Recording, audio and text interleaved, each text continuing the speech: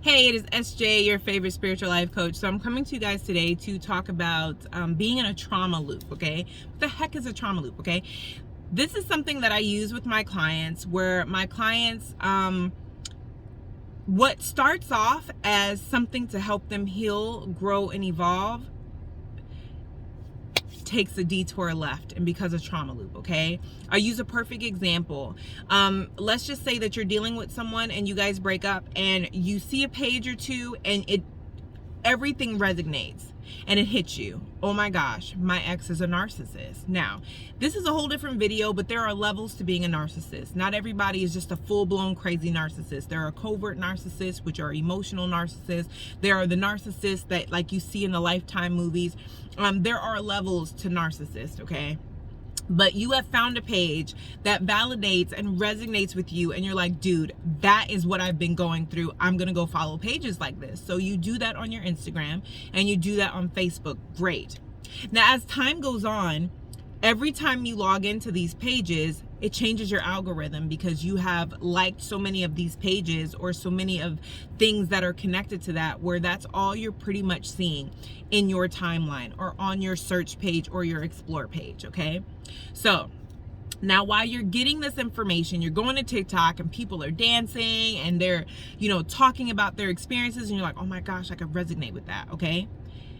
The point of these pages is not for you to follow them forever. The point is to resonate with people and let them know that they're not alone. Let them know that they're not crazy, okay?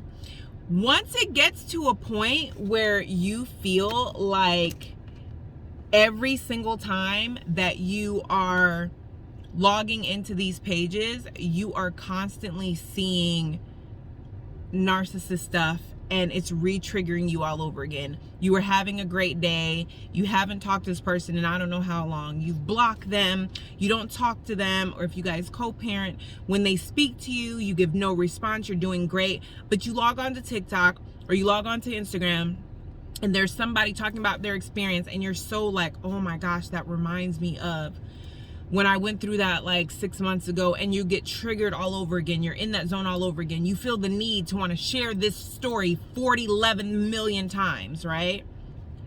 You're in a trauma loop. It's no longer healing to you, okay? Because when you feel the need to constantly tell a story repeatedly, not in every case, but a lot of times it's a form of codependency because you're wanting someone to validate your experience and someone to share the experience with, or whatever the case may be. Once you get to a healing place, you no longer need validation. You know what happened. You went through the changes that were connected to that experience and you're moving past it. So you don't feel a need to constantly want to share. It's almost like a burden to keep repeating it. It's like, I don't even want to tell that story anymore because I'm over it. That's in the past. It doesn't matter anymore to me, right? Or even if it matters to me, like I still don't want to tell it, every time I'm triggered or just whatever, okay? That means that you are healing. We heal triggers by changing our behavior in the moment of the trigger. So when you no longer feel like you have to desperately tell your side of the story or desperately keep repeating yourself, you're healing past that. But when you keep logging into these pages and you keep seeing these same pages over and over and over again and it's triggering you, it's no longer helping your healing process, it's hindering your healing process. You're now in a trauma loop, okay? Because you're like, you know what, I've had enough of this. I'm logging off of TikTok. You go on to Instagram and your algorithm is set to that, so you're seeing it all in your news feed. So you're like, you know what, I'm gonna go to Facebook and all these Facebook narcissist groups are coming up. You're now in a trauma loop, okay? How do you get out of a trauma loop? Well, I know when I went through mine in 2016, I was going through a lot of things, and so that is what I did. I went to all these different pages and I liked them and I was in these groups and all of this. Once I realized that I was in a trauma loop and this is no longer helping me, this is like re-traumatizing me, little bit by little bit, I started unfollowing pages, okay? You don't want to do it all at one time because it's almost, I don't want to say it's like a drug, but it becomes a habit. Just like you can be addicted to toxicity, you're almost addicted to this validation and addicted to these pages that validate your experience. You don't want to snatch them all away at one time. You're going to do it little bit by little bit. You're going to wean yourself from it. However, you're not just going to take them away and not replace them with anything. I know when I went through mine in 2016, that is when I was like really into my fitness journey. I was really into taking certain things out of my diet, and what that would look like and what that would change, as far as like my hormones, my body, you know, because I just had my son.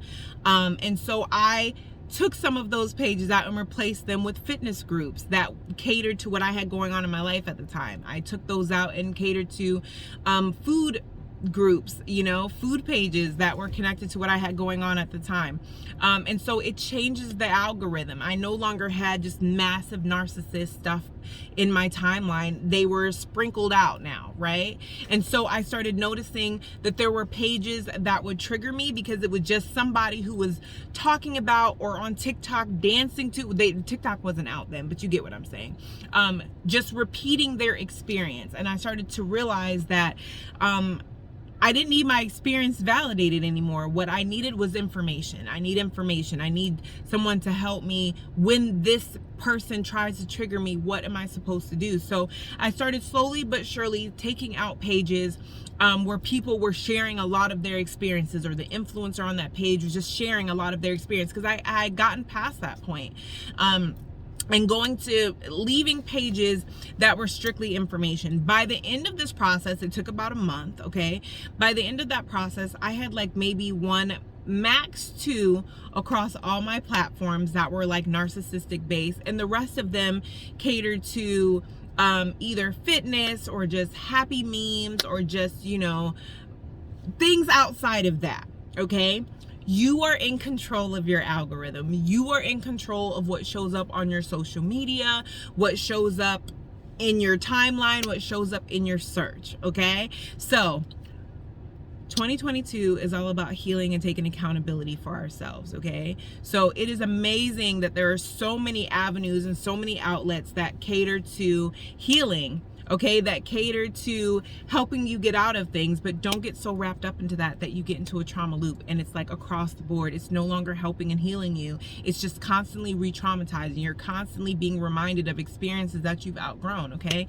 Another last reminder, those pages, they're not necessarily meant to be followed forever. They are simply there as an outlet and a tool for people that didn't know, or people that need help in their situation, okay? They are literally there because people are going to join, and as people unfollow, new people are going to follow, okay? So take control of your healing, guys. I'll see you guys in the next one.